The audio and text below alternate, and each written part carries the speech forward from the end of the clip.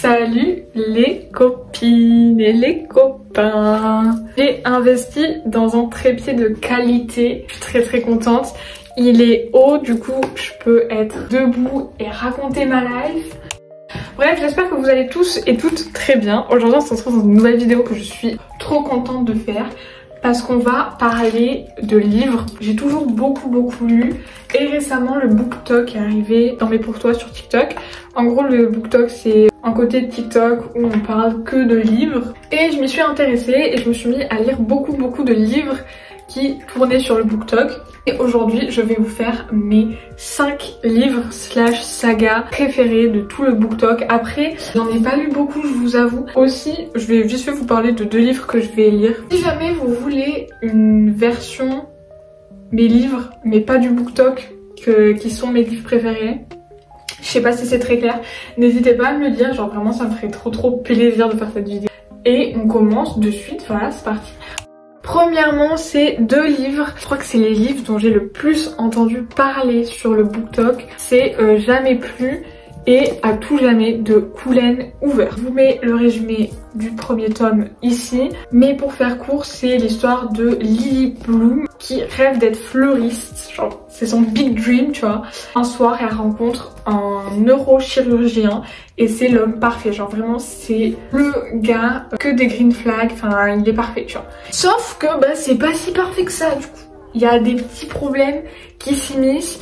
Il y a son premier amour qui fait surface. Sauf que comme il y a plein de problèmes et que Ryle, du coup, son nouveau copain est pas si parfait que ça. Donc on suit sa vie tout au long de sa rencontre avec Ryle, de sa relation, on la voit évoluer. On voit un flashback de son premier amoureux qui s'appelle Atlas. Et on voit qu'elle arrive petit à petit à réaliser son rêve quoi. Et du coup le tome 2 c'est la suite de la vie de Lily. Sauf qu'il y a eu plein de rebondissements durant le tome 1. Et elle apprend à devenir une nouvelle personne, voilà. Personnellement, j'ai beaucoup plus apprécié le tome 1 parce que j'aime les livres où c'est pas trop cucul à praline et où c'est pas tout beau, tout rose. Et ça, c'est parfait, voilà, parce qu'il y a eu plein de rebondissements, c'était trop cool. On se tourne un peu plus vers la vie d'Atlas que de celle de Lily, mais dans tous les cas, genre, il est trop bien et je vous le conseille. Donc 6 sur 10, j'ai été un peu dure, je vous avoue, avec celui-là. Celui-là, je l'ai payé 7,60 € et celui-là, je l'ai payé 18,50 €, voilà. Maintenant, on passe au deuxième livre, c'est Et ils meurent tous les deux à la fin de Adam Silvera, je ne sais pas. C'est un livre qui m'a fait pleurer, voilà. Parce que comme on peut s'y attendre, ils meurent tous les deux à la fin. Il n'y a pas de plot twist en mode où ils meurent pas. Non, vraiment ils clament tous les deux à la fin. Je vous mets le résumé ici. Mais en gros, c'est dans un monde un peu parallèle où une application a été créée qui s'appelle Deathcast qui prédit quand c'est que tu vas mourir. La journée où tu vas mourir et du coup... des gens qui travaillent là-bas t'appellent et te disent bah voilà il te reste 24 heures à vivre, après tu vas mourir. 2 adolescents, Matteo et Rufus, reçoivent un appel le même soir disant qu'ils vont mourir et ils décident de s'inscrire sur une application spéciale pour les personnes qui ont été contactées par Deathcast et ils se rencontrent, ils commencent à parler et ils décident de vivre leur dernière journée ensemble. Et on va voir que c'est ces 2 personnages qui ont des caractères totalement opposés et des vies totalement opposées. On s'attache trop vite aux personnages, les chapitres sont courts donc c'est super parce que j'ai beaucoup de mal avec les chapitres longs.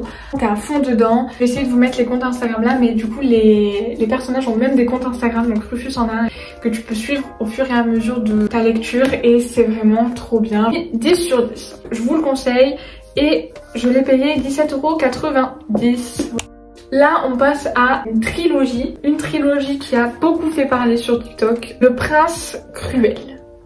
Le tome 1, Le Prince Cruel. Le tome 2, Le Roi Maléfique. Et le tome 3, La Reine sans Royaume. C'est des livres d'Holly Black. Je vous mets le résumé du tome 1 ici. Et en gros, c'est l'histoire d'une jeune fille humaine qui a été enlevée du monde des humains parce que c'est dans un monde féerique à côté du monde des humains. Et malheureusement, elle fait face au racisme des fae, des créatures qui vivent là-bas, parce que elle est humaine et les autres ne le sont pas. Elle va tout faire pour prouver qu'elle est la meilleure, qu'elle est la best. J'adore Jude, j'adore Cardan, qui est le prince du coup, donc le prince cruel, c'est le prince Cardan. Sur TikTok, on vous vend le prince cruel comme étant une romance, ok, comme étant un enemy to lovers de ouf, incroyable et tout. C'est pas vrai.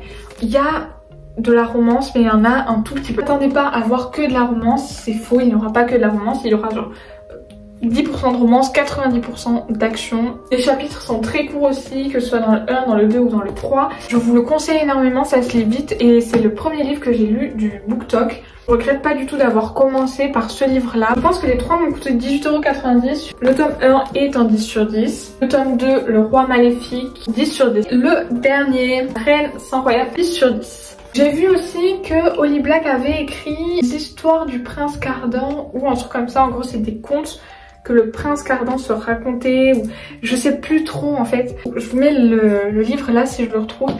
On passe à mes livres préférés du BookTok de A à Z, le top numéro 1 qui ne pourra pas être détrôné. J'ai une trilogie, trilogie pas trop. C'est de la dark romance, donc c'est la première fois que je lisais la dark romance.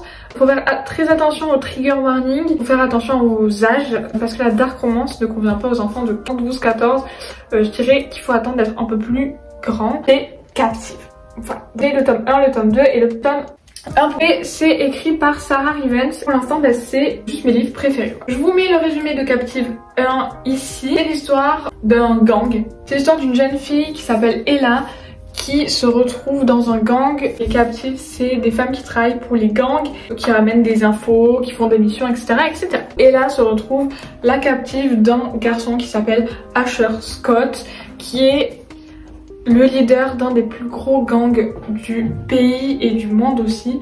Et du coup c'est clairement un enemy to lovers. Il lui fait la misère, c'est pour ça que je dis que c'est important de lire les trigger warnings avant de lire de la dark romance. Il faut être sûr d'être prête et d'être prêt avant de lire de la dark romance parce qu'il y a des scènes très dures à lire. Pareil, c'est des chapitres courts, que ce soit dans le premier, dans le 1.5 ou dans le deuxième. Je vais vous expliquer pourquoi 1.5 et pourquoi pas 2 et 3 après. Dans le Captive 1 et 2, on suit l'histoire d'Ella et de Asher, les histoires de gang, etc. etc. Je les ai payés tous 20 €, 10 sur 10. Le tome 2, du coup, c'est la suite. Forcément, il y a des complications, que ce soit dans le gang, dans leur relation. Mon hamster se met à faire de la roue parce que je vais acheter une nouvelle cage, regardez. Attendez. Trop belle. Mais bref, c'est pas le sujet. Le tome 2 est aussi bien que le premier. J'ai eu un peu de mal avec le happy ending et tout. J'ai mis beaucoup de temps à me mettre dans le tome 2. Nous allons parler du tome 1.5. Il n'est pas nécessaire d'avoir lu le tome 1 et le tome 2 pour lire le 1.5, même si bon, c'est plus cool, et il n'est pas nécessaire d'avoir lu le tome 1.5 pour lire le tome 1 et 2, mais je vous mets le résumé ici. On n'est plus sur le point de vue d'Ella et de Ash, mais sur le point de vue de Bella et de Ben. Donc Ben, c'est le cousin de Ash, toujours dans le même univers de gang, de captive, etc. Sauf que cette fois-ci, Bella n'est pas une captive, c'est juste le premier amour de Ben, et Ben est toujours amoureux d'elle. Sa copine, elle décide de lui créer un compte fake Insta pour parler à Ben. Bella, elle dit ouais, moi je suis Bella. Ben il dit bah ouais, je le savais, parce qu'évidemment c'était sûr qu'il le savait. Bref, je vous conseille à fond ce livre, il est trop bien. Celui-là est beaucoup plus doux niveau warning, niveau dark romance et tout. J'ai pas trop l'impression que ce soit de la dark romance du coup. J'ai mis 10 sur 10. Et pour finir, on va parler du livre que je lis actuellement, qui n'est rien d'autre que L'As de cœur de Morgane Moncomble. Je vous mets le résumé ici. Les deux personnes qui jouent au poker qui se rencontrent et c'est un truc fake dating. Et ça tourne beaucoup autour du poker. Du coup, les premières pages, c'est les règles de jeu du poker. Donc comme vous pouvez le voir, je n'en suis qu'à là. J'en suis au chapitre 7. J'aime énormément. Je serais également super curieuse de savoir quels sont vos livres du BookTok préférés. Et je me dis du coup, peut-être faire une partie 2 où je vous dis les livres du BookTok que j'ai le moins aimé lire. J'espère que cette vidéo vous a plu, que vous avez passé un bon moment. Moi j'ai passé un super moment, franchement j'étais trop contente. Moi j'espère que vous avez passé une très bonne semaine et que vous allez passer une très bonne semaine.